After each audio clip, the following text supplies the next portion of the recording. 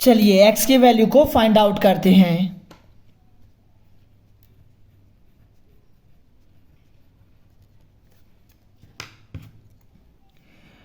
To की power x multiply 3 की power x square equal to 6। 6 को इक्वल के इधर लाएंगे तो जाएगा 2 की पावर x मल्टीप्लाई 3 की power x square upon 6 equal to 1। 2 की पावर x मल्टीप्लाई 3 की पावर x स्क्वायर अपॉन 6 को हम लिख सकते हैं 2 मल्टीप्लाई 3 इक्वल टू 1। 2 की पावर x अपॉन 2 मल्टीप्लाई 3 की power x square upon 3 equal to 1।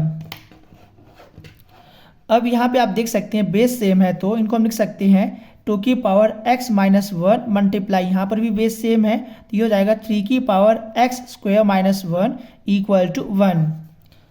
अब हम बोथ साइड लॉग लेंगे।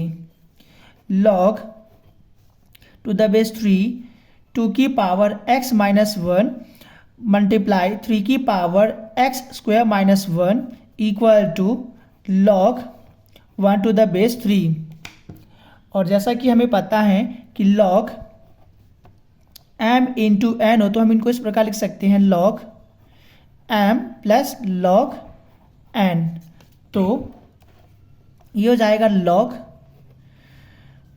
2 की power x minus 1 to the base 3 plus log 3 की power x square minus 1 to the base 3 equal to log 1 की value होता है 0। और जैसा कि हमें पता है कि यदि लॉग a की power m to the base b हो तो हम इनको इस प्रकार लिख सकते हैं m log a to the base b। तो x minus 1 log 2 to the base 3 plus x square minus 1 log 3 to the base 3 equal to 0।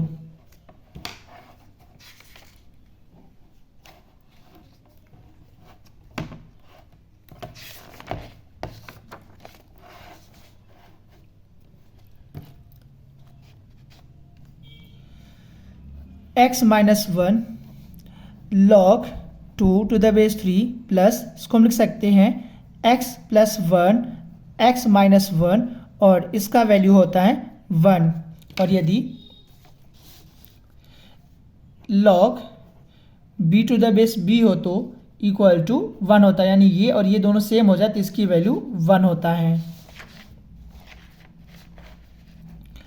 अब इसमें से हम इक्वल टू 0, इसमें से हम x माइनस 1 को कॉमन ले लेंगे तो हो जाएगा log 2 टू द बेस 3 और plus x plus 1 equal to 0।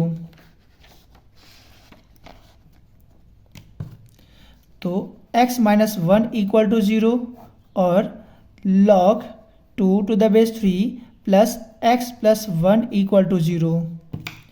तो x इक्वल टू 1 और x plus 1 equal to minus log 2 to the base 3।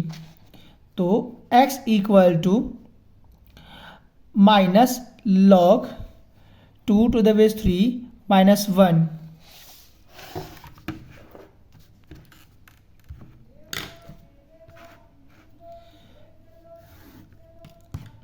तो x equal to minus log 2 to the base 3 minus 1 equal to minus common ले लेंगे तो जाएगा log 2 to the base 3 plus 1 equal to minus log 2 to the base 3 plus इसको हम लिख सकते हैं log 3 टू द बेस 3 क्योंकि इसकी वैल्यू 1 होगा equal to.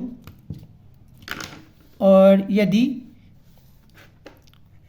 log a to the base b plus log c to the base b हो तो हम इनको इस प्रकार लिख सकते हैं log a multiply c to the base b।